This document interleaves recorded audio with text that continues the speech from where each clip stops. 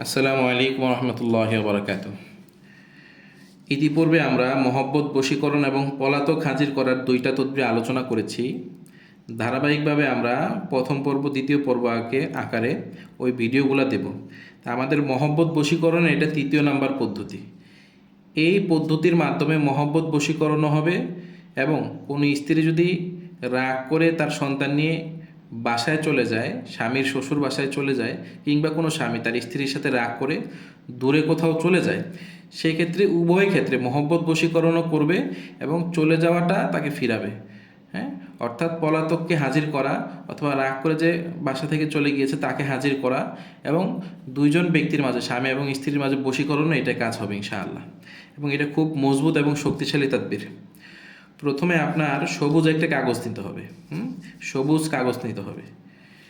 শুরুতেই আরবি মান অনুযায়ী এখানে বিসমিল্লাহির রহমানির রহিম লিখবেন। ডান পাশে একেবারে শুরুতে বিহাক্কি জিবরাইল আলাইহিস সালাম, বাম পাশে বিহাক্কি মিকাইল আলাইহিস সালাম, নিচে বিহাক্কি ইসরাফিল, বিহাক্কি আজরাইল, চারজন বড় ফেরেশতার নাম চার কোণে লিখবেন। এখানে ফেরেশতাদের নাম লেখার রহস্য হলো আপনি তাদের মাধ্যমে আল্লাহ পাক রব্বুল আলামিনের কাছে এখানে সাহায্য চাচ্ছেন। হ্যাঁ, এখানে তাদেরকে আহ্বান করা বা ডাকা উদ্দেশ্য নয়। যদি এখানে ইয়াউন নিসবাত থাকতো, ইয়াউন নেদা থাকতো, তাহলে সেই ক্ষেত্রে এই হরফে নেদার কারণে তাদের কাছে সাহায্য প্রার্থনা করা বা এই জাতীয় বিষয় আসতো, যেটা সম্পূর্ণ নাজায়েজ এবং হারাম। ওলামায়ে দেওবন্দের মাসলাক হলো ফেরেশতাদের নামের শুরুতেও কোনো তাদবীরের ক্ষেত্রে ইয়া শব্দ ব্যবহার করা যাবে না। তো যাই হোক, এখানে চারজন ফেরেশতার নাম আপনি এভাবে লিখলেন এবং এইভাবে একটা ঘর আঁকতে হবে। এই ঘরের চারপাশে চারজন বড় সাহাবীর নাম, খলিফার নাম লিখতে হবে। হজরতে আবু বকর সিদ্দিক রাদিয়াল্লাহু আনহু, হজরত ওমর আল ফারুক রাদিয়াল্লাহু আনহু, হজরতে আলী ইবনে আবি তালিব, হজরত উসমান রাদিয়াল্লাহু আনহু। হ্যাঁ, এবার চারজন ফেরেশতার নাম লিখে, চারজন সাহাবীর নাম লিখে এখানে কালিমা লিখে দিবেন, লা ইলাহা ইল্লাল্লাহ মুহাম্মদ রাসূলুল্লাহ সাল্লাল্লাহু আলাইহি ওয়াসাল্লাম।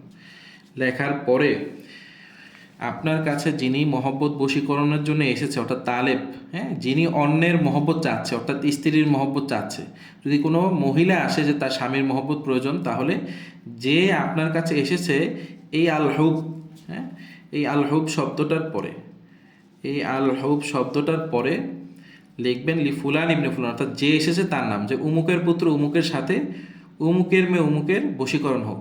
আর যদি কোনো মেয়ে আপনার, মহিলা আপনার কাছে আসে যে তার স্বামীর মহব্বত চাচ্ছে, তাহলে মহিলার নাম আগে লিখবেন, যে উমুকের মেয়ে উমুকের সাথে উমুকের পুত্র উমুকের মহব্বত বশীকরণ হোক। এরপরে এই কাগজটা এইভাবে ফোল্ড করবেন। হ্যাঁ, আমি যেভাবে দেখাচ্ছি এইভাবে ফোল্ড করবেন।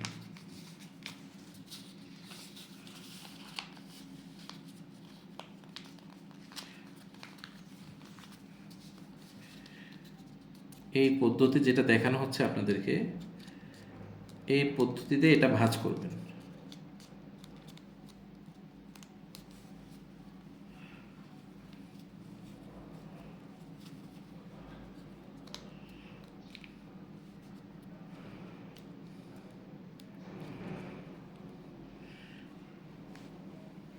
জি, এটা ভাঁজ করার পরে এটা কষ্টিপ দিয়ে পেঁচাবেন।